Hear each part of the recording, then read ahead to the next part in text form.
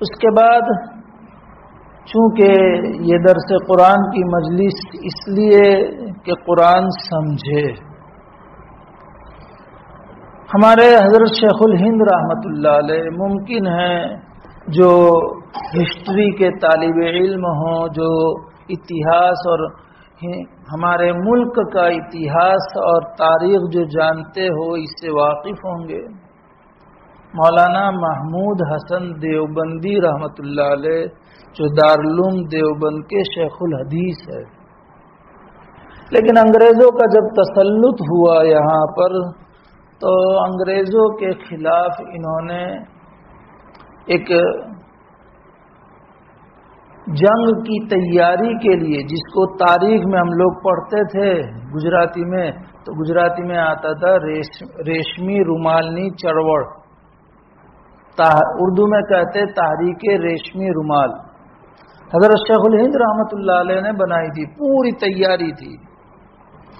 لیکن جیسے آج کل ہم مسلمانوں میں کچھ جاسوس، کچھ مخبری کرنے والے ہوتے ہیں، اس زمانے میں بھی انگریزوں نے کچھ پھوڑ رکھے تھے، جاسوسی کرنے والوں نے جاسوسی کر دی، اور حضرت رحمۃ اللہ علیہ کا یہ پورا پلان انگریز کے سامنے آ گیا اور انگریز کی دھر پکڑ ہوئی، گرفت ہوئی اور کالے پانی کے جیل میں بھیج دیا۔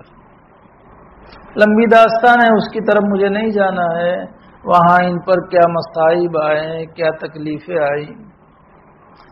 لیکن جب جیل سے چھوٹ کر کے دیوبند آئے، حضرت اپنے وطن میں بڑے بڑے علماء کو جمع فرمایا، اور جمع کرنے کے بعد حضرت نے فرمایا کہ میں کالے پانی کے جیل سے دو چیزیں سبق کے طور پر لے کر کے آیا ہوں۔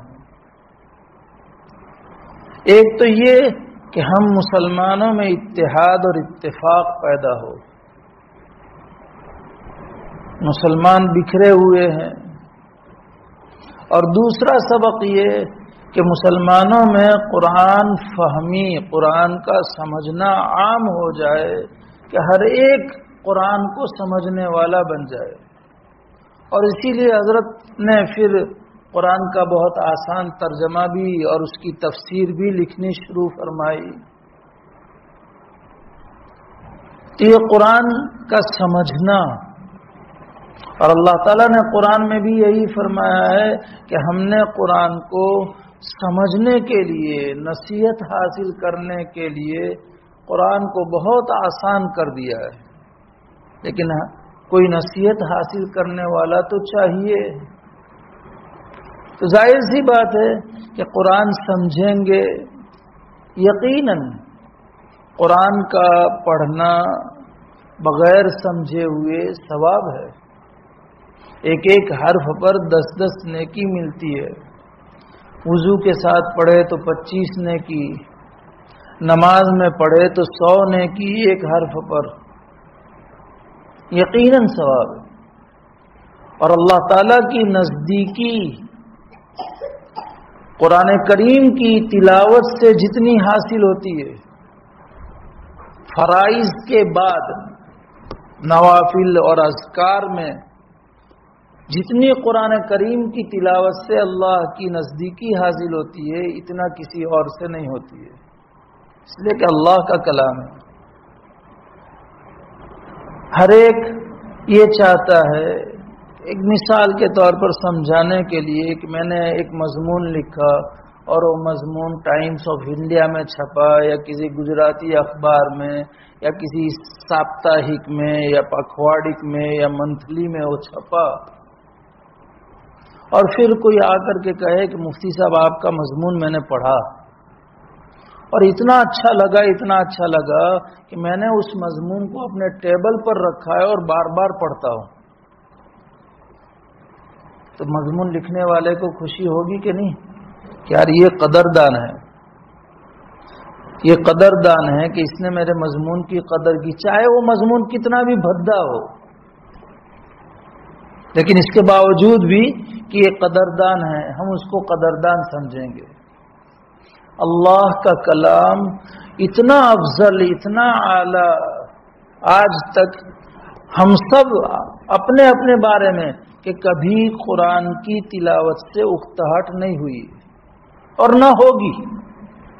وقتی طور پر نیند کے غلبے کی وجہ سے یا طبیعت کی وجہ سے کہ تھوڑی دیر اب آرام کر لے پھر پڑھیں گے، یا کسی کی طبیعت میں خباثت ہی غالب ہو اور اس کی وجہ سے اس کو اچھا نہ لگے، وہ الگ بات ہے.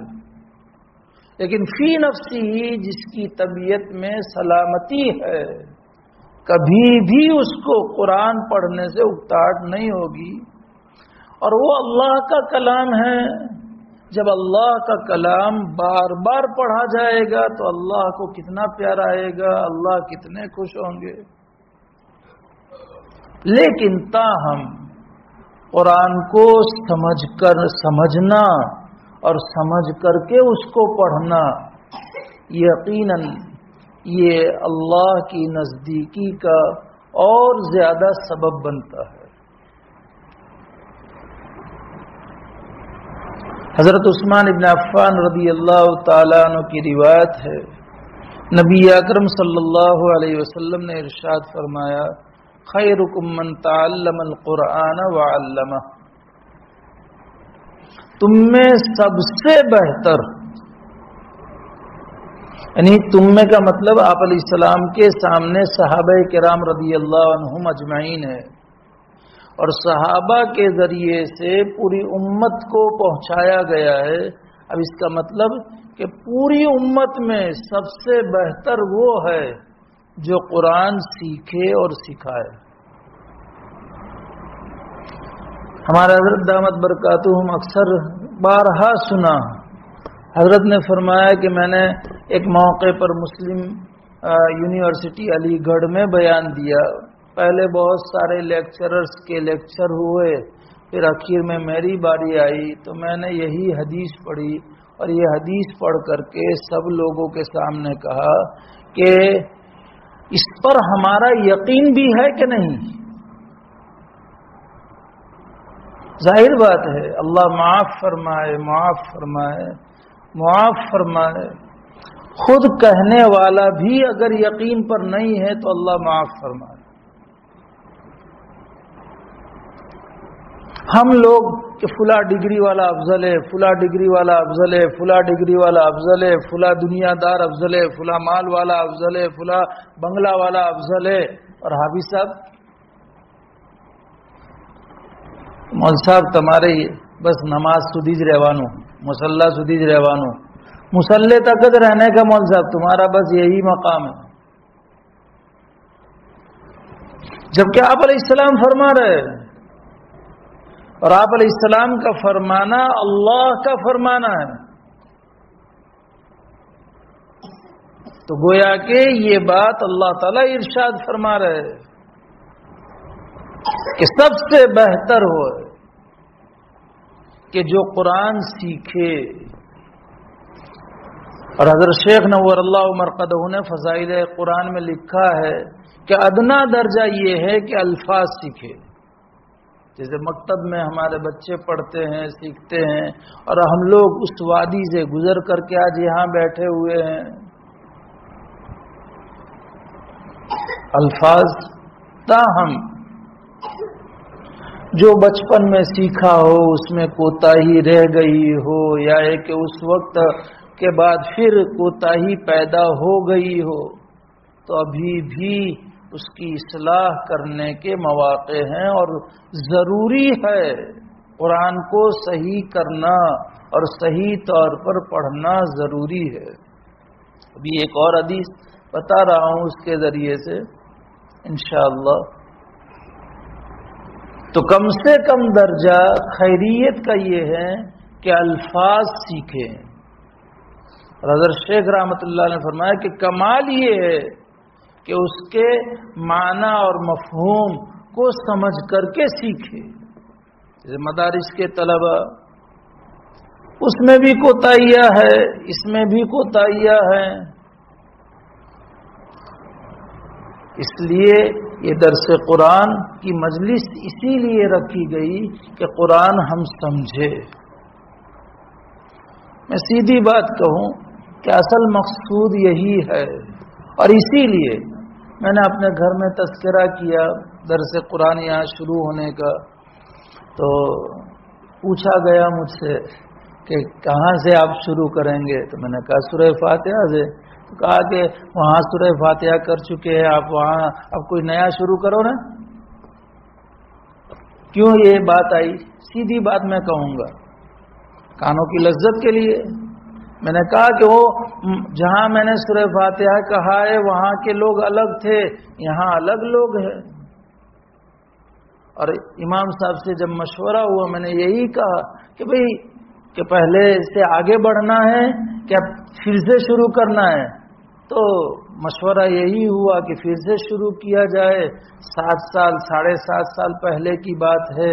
سارا اس وقت کوئی نہیں تھا، 2-3 ہم صبح میں بیٹھتے تھے اور ہوتا تھا. مجمع نیا، مسجد نئی، ماحول نیا، حالات نئے ہیں. اور یہ اس لیے کہ امام صاحب سورہ فاتحہ پڑھے تو کم سے کم ہم نے سنا ہو تو اس صورت میں اس کی طرف دھیان جائے. ہم اپنی نماز پڑھیں تو جو سنا ہے تو ہم اس کی طرف دھیان سے پڑھیں. قل اعوذ برب الفلق، قل اعوذ برب الناس، قل هو اللہ احد، تبت یدا، یہ سب صورتیں اسی لیے تاکہ ہم اس کو سمجھے، سنا ہو، ذہن میں پورا یاد رہنا تھا. کوئی ضروری نہیں ہے کہ سب کے سب یاد رہ جائے. سب کے سب یاد رہ جائے تو سب علامہ انور شاہ کشمیری بن جائیں گے تو پھر کوئی کسی کا پرسان حال نہیں ہوگا. اور ہم لوگوں کو پڑھا ہوا سب یاد نہیں رہتا ہے تو کوئی ضروری نہیں، لیکن کم سے کم ذہن میں ایک بات رہتی ہے دھیان سے سنی ہوئی، تو جب وہ مضمون آتا ہے تو فوراً اللہ کے فضل سے وہ بات یہ ذہن میں آ جاتی ہے، تازہ ہو جاتی ہے، تو آدمی کا دھیان لگتا ہے. تو یہ اس لیے ہے. عقبہ ابن عامر رضی اللہ تعالیٰ عنہ کی روایت ہے جس کو امام مسلم علیہ الرحمہ نے نقل کیا ہے اور حضرت شیخ رحمۃ اللہ علیہ نے فضائل قرآن میں بھی نقل کیا ہے. عقبہ ابن عامر رضی اللہ تعالیٰ عنہ کہتے ہیں کہ ایک موقع پر ہم اہل صفہ پر بیٹھے ہوئے تھے. آج بھی ہے مسجد نبوی میں، لیکن اب وہاں جانا نصیب نہیں ہوتا ہے ہر ایک کو. کارڈن سب کر لیا ہوا ہے. پہلے کھلا تھا، لوگ جاتے تھے، برکت حاصل کرتے تھے. وہ صحابہ کرام کہ جنہوں نے آپ علیہ السلام کی خدمت میں رہ کر علم حاصل کرنے کے لیے سب کچھ چھوڑ کر کے آپ کے یہاں رہنا پسند کیا تھا، تو وہاں رہتے تھے. اس کا نام صفہ ہے، اور جو رہتے تھے اس کا نام، ان صحابہ کرام کا نام اصحاب صفہ. تو کہ ہم بیٹھے ہوئے تھے اور نبی اکرم صلی اللہ علیہ وسلم تشریف لائے. آپ صلی اللہ علیہ وسلم نے تشریف لا کر کے ہمیں سے پوچھا. مدینہ منورہ کے باہر بازار لگتے تھے.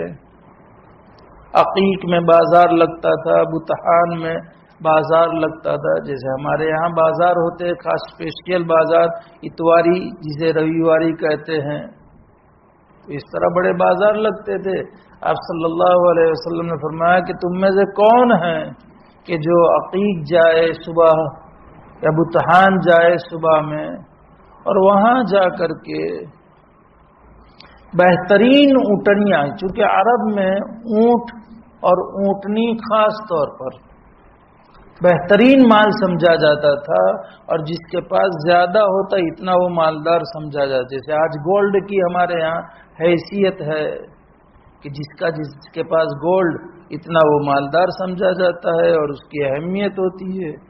تو اس زمانے میں اونٹنیاں، اونٹ اور خاص طور پر اونٹنیاں، چونکہ سلسلہ اونٹنیوں سے چلے گا، تو اونچی کوہان والی، تندرست، تازہ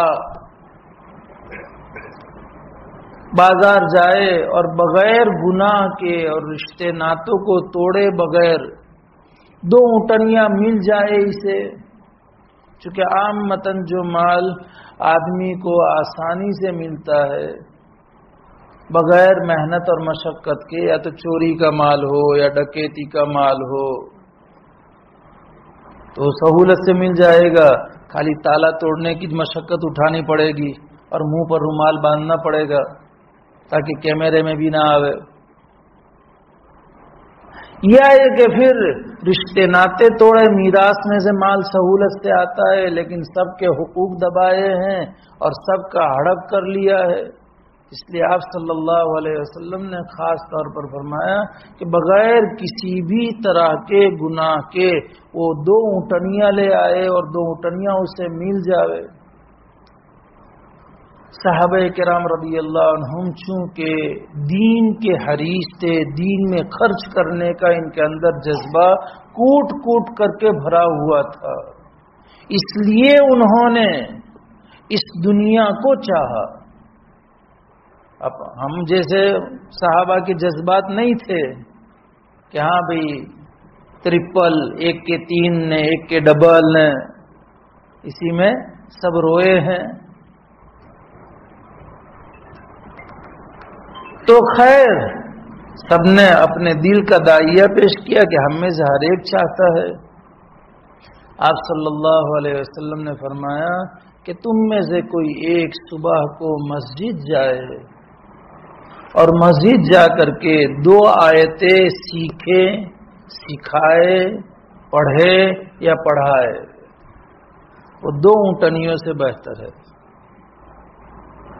3 آیتیں پڑھے، پڑھائے، سیکھے، سکھائے، 3 اونٹنیوں سے بہتر ہے۔ 4 آیتیں سیکھے، سکھائے، پڑھے، پڑھائے، 4 اونٹنیوں سے بہتر ہے۔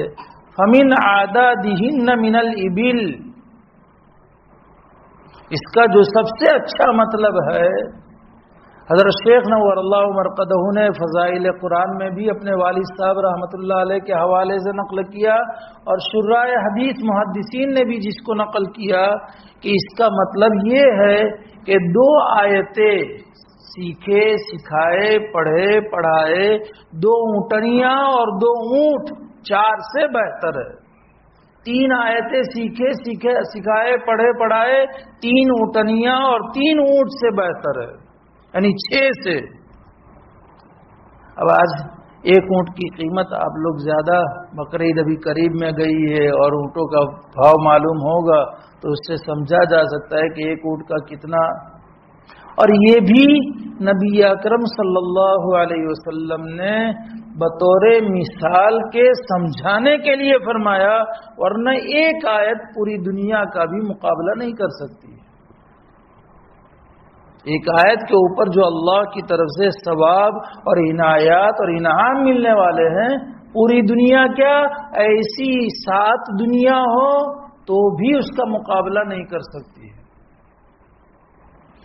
تو یہ مسجد میں جو حلقے لگتے ہیں، میں سچ کہتا ہوں، جماعتیں آتی ہیں، حلقے لگتے، سیکھنے سکھانے کے، 10 صورتیں سیکھنے سکھانے کے حلقے، مسئلے مسائل وہ بھی قرآن ہی ہے، قرآن ہی سے حاصل ہونے والی چیزیں، اور ہم جو بیٹھے ہیں یہ بھی اسی کے قبیل سے ہیں کہ 1 آیت کا ترجمہ سن لیا، اس کا مفہوم ہم نے سمجھ لیا، اس کو صحیح طور پر پڑھنا ہم نے سیکھ لیا، چاہے ایک مجلس میں 1 ہی آیت ہوئی ہو، لیکن یہ پورے ہفتے سے بھی ہم جتنا کمائیں گے اس کے مقابلے میں بڑھا ہوا ہوگا۔ تو ظاہر سی بات ہے کہ درس قرآن اسی لیے ہے کہ ہم سمجھے قرآن کو، تاکہ قرآن کو سمجھے تو اللہ کی مرضی کو پہچاننا، رسول اکرم صلی اللہ علیہ وسلم کی مرضی کو پہچاننا آسان ہو، اور آسان ہونے کے بعد پھر اس پر عمل کرنا بھی آسان ہو۔ لیکن